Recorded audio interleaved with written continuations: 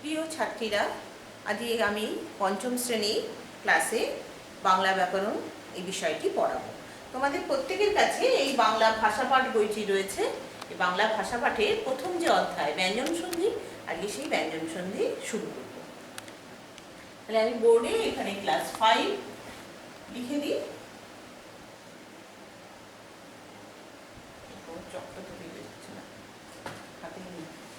Class 5, class 5-এ আমরা আজকে ব্যঞ্জন সন্ধি পড়ব। সন্ধি সম্পর্কে তোমাদের প্রাথমিক শ্রেণীতে কিছু ধারণা নিশ্চয়ই রয়েছে। সন্ধি ব্যাপারটা কি? রাজায় রাজায় যুদ্ধ হলো, তারপরে তাদের সন্ধি হলো। এখানে বর্ণের সঙ্গে বর্ণের সন্ধি হয়। দুটি শব্দে, একটি শব্দের শেষ বর্ণ, আরেকটি শব্দের প্রথম বর্ণ, এই দুই বর্ণের মধ্যে মিলনের ফলে বাংলা ব্যাকরণে যে ঘটনাটি ঘটে তাকেই বলা হয় সন্ধি। সন্ধি 3 প্রকার: স্বরসন্ধি, ব্যঞ্জন সন্ধি এবং বিসর্গ সন্ধি।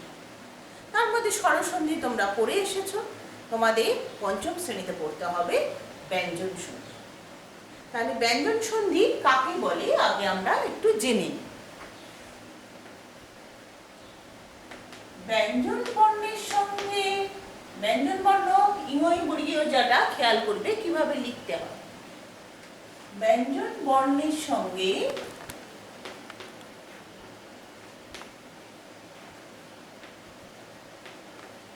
স্বরবর্ণে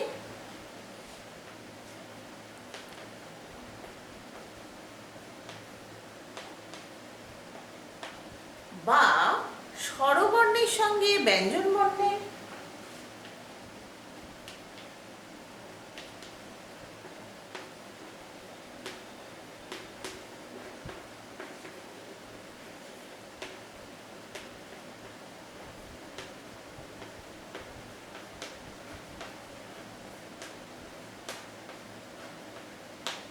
বা ব্যঞ্জন বর্ণের সঙ্গে ব্যঞ্জন বর্ণে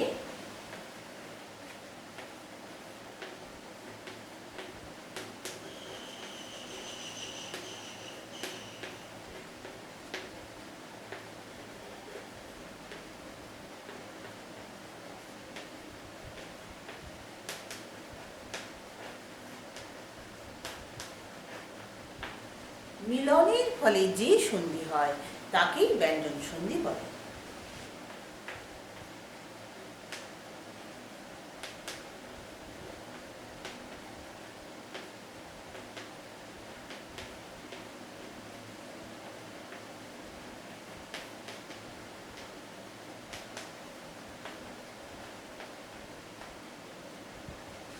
তাকে ব্যঞ্জন সন্ধি বলে।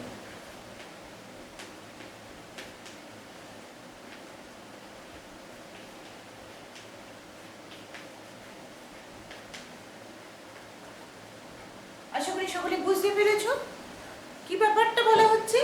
যে ব্যঞ্জন সন্ধি হচ্ছে ব্যঞ্জন বর্ণের সঙ্গে স্বরবর্ণে বা স্বরবর্ণের সঙ্গে ব্যঞ্জন বর্ণে বা ব্যঞ্জন বর্ণের সঙ্গে ব্যঞ্জন বর্ণে মিলনের ফলে যে সন্ধি হয় তাকেই ব্যঞ্জন সন্ধি বলে। তাহলে ব্যঞ্জন সন্ধির একটা শর্ত হচ্ছে প্রথম পদ অথবা দ্বিতীয় পদ অথবা উভয় পদে ব্যঞ্জন বর্ণ থাকতেই হবে, তবেই ব্যঞ্জন সন্ধি হবে।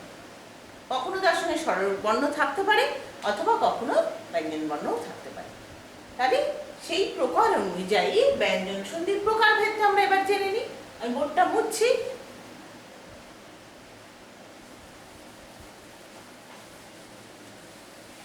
প্রত্যেকে কিন্তু খাতাতে ব্যঞ্জন সন্ধি লিখবে, তারপর ব্যঞ্জন সন্ধি কাকে বলে লিখবে, তারপর ব্যঞ্জন সন্ধির প্রকার ভেদ লিখবে। তাহলে প্রকার ভেদে আমরা একটা ছোট্ট ইয়ে করে ফেলি। ব্যঞ্জন সন্ধি কত প্রকার বুঝলাম? সংজ্ঞাটা দেখে 3 প্রকার বুঝলাম। 1 প্রকার, 2 প্রকার এবং 3 প্রকার। এই 3 প্রকারের প্রথম প্রকার হচ্ছে স্বরবর্ণ যোগ ব্যঞ্জন বর্ণ। দ্বিতীয় প্রকার হচ্ছে ব্যঞ্জন বর্ণ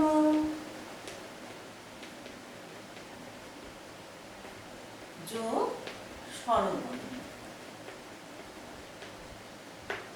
এবং তৃতীয় প্রকার হচ্ছে ব্যঞ্জন বর্ণ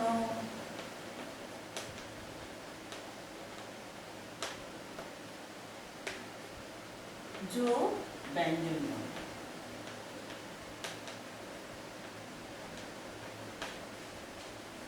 বুঝলাম কিছু? তাহলে ব্যঞ্জন সন্ধি তিন প্রকারে করতে পারে। স্বরবর্ণ যোগ ব্যঞ্জন বর্ণের ফলে ব্যঞ্জন সন্ধি করতে পারে, ব্যঞ্জন বর্ণের সঙ্গে স্বরবর্ণে যুক্ত হওয়ার ফলে ব্যঞ্জন সন্ধি করতে পারে, এবং ব্যঞ্জন বর্ণের সঙ্গে ব্যঞ্জন বর্ণে যুক্ত হওয়ার ফলে ব্যঞ্জন সন্ধি ঘটতে পারে। তোমাদের বইয়ে বেশ সুন্দর গল্পের করে সন্ধি সম্পর্কে বুঝিয়ে দেওয়া হয়েছে। এটা ক্লাসরুম, সেখানে একজন মাস্টারমশাই এবং তার ছাত্রছাত্রীরা রয়েছে, এবং তাদের মাধ্যমে একটা গল্প করে এটা ব্যঞ্জন সন্ধি শেখানো হয়েছে। এবং আমাদের সকলকে মনে রাখতে হবে, আমাদের এই যে সন্ধির ধারণা বা সন্ধির যে ব্যাপারটা, এটা সব কিছুই বাংলা ব্যাকরণের নিয়ম কানুন অনেকটাই সংস্কৃত ব্যাকরণের অনুসারী। তাই আমাদের কিছু কিছু শব্দ বা কিছু ক্ষেত্রে আমরা দেখতে পাবো যে সংস্কৃত শব্দের ব্যবহার করা হয় সন্ধির নিয়ম কানুন বোঝাতে গেলে। এবং পরের দিকে থাকে বাংলায় সন্ধি। বাংলার সন্ধিগুলো তুলনামূলক অনেকটা সহজ হয়, কারণ আমরা ওইগুলো চলতি কথায় ব্যবহার করি। ব্যঞ্জন সন্ধিগুলো আমাদের একটু পড়াশোনা না করলে মনে রাখতে অসুবিধা হয়। আমরা একটু পড়াশোনা অবশ্যই করব আশা করি। তো আমাদের প্রথম যে অংশটা, প্রথমটাতে আমরা কি বললাম, স্বরবর্ণের সঙ্গে ব্যঞ্জন বর্ণের মিলনের ফলে যেই সন্ধি হয় তাই হলো স্বরসন্ধি। তাহলে স্বরবর্ণের সঙ্গে ব্যঞ্জন বর্ণের মিলনের ফলে এইখানে কেবল একটি সূত্রই আমাদের মনে রাখতে হবে। সেই সূত্রটি হচ্ছে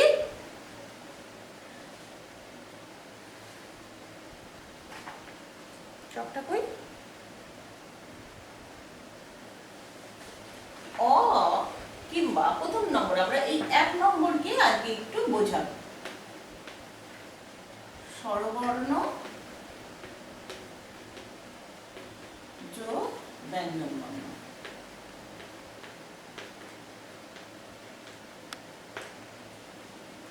অ, হ্যাঁ, কিংবা অন্য স্বরধ্বনির পরে যদি ছ থাকে তাহলে ছ বদলে গিয়ে কি হবে, চয় ছয়। তাহলে অ কিংবা অন্য স্বরধ্বনি, তাহলে প্রথমে আমরা একটা স্বরধ্বনি রাখবো, শুধু স্বরধ্বনি বললাম সূত্রের মধ্যে, ধয় বয় দন্তের ন্যায় হস্যের সঙ্গে যদি ছ ধ্বনিটি ব্যঞ্জন ধ্বনিটি থাকে তাহলে কি হবে, তাহলে এই ছ পাল্টে যাবে, পাল্টে গিয়ে কি হবে, ছ হয়ে যাবে চয়ে নিচে ছ, চয় ছয় হয়ে যাবে। কিরকম, কয়েকটা উদাহরণ দিচ্ছি, একটু মুছে দি বোর্ডটা।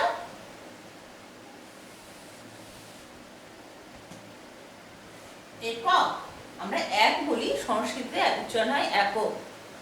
একক যোগ ছত্র কি হবে, একচ্ছত্র,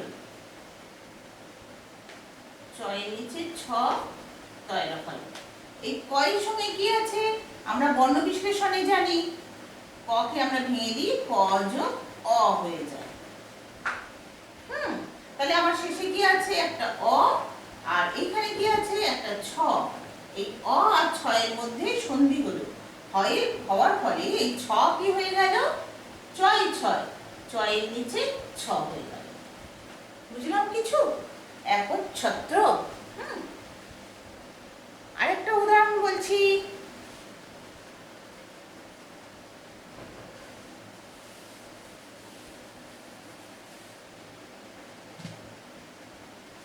মূল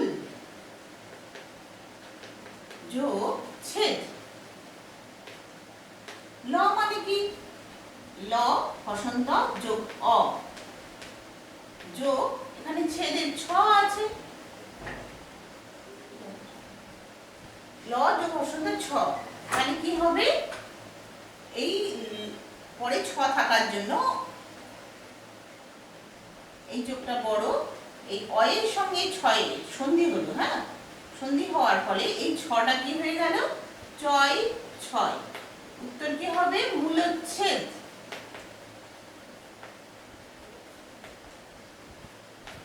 মূলচ্ছেদ।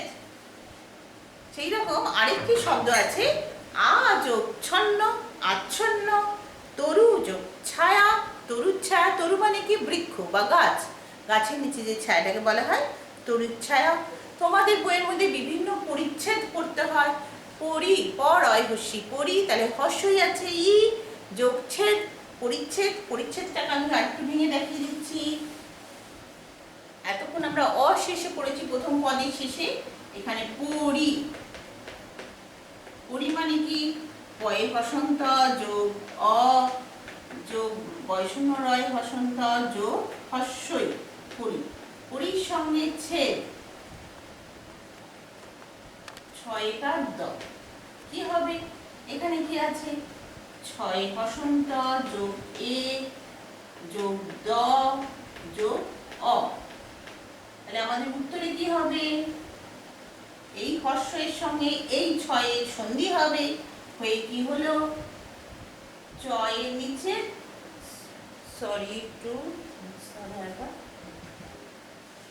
চয়ের নিচে ছ হলো। আমাদের উত্তর হবে পরিচ্ছেদ। পরয় হস্যি চয় ছয় একা দ, পরিচ্ছেদ। আশা করি সবাই ভালো থাকবে এবং ব্যঞ্জন সন্ধি কাকে বলে, ব্যঞ্জন সন্ধির প্রকারভেদ এবং ব্যঞ্জন সন্ধির প্রথম প্রকার স্বরবর্ণের সঙ্গে ব্যঞ্জন বর্ণের যুক্ত হওয়ার ফলে কি ঘটনা ঘটে সেটা তোমরা সকলে খুব ভালো করে পড়ে নেবে। আমি আবার সামনের বুধবার দিন এই সন্ধির বাকি অংশ, কিছুটা অংশ বা যতটা সম্ভব হবে আমি পড়িয়ে দেব। সবাই খুব ভালো থাকবে। আমাদের ক্লাস হচ্ছে সপ্তাহে 3 দিন। সোমবার দিন আমাদের একটা বাংলা টেক্সট পড়া হয়েছে, আজকে ব্যাকরণের অংশটুকু পড়া হলো, আবার সামনের শুক্রবার দিন আবার বাংলা টেক্সট পড়া হবে। সবাই ভালো থেকো এবং খাতায় সুন্দর করে করে লিখবে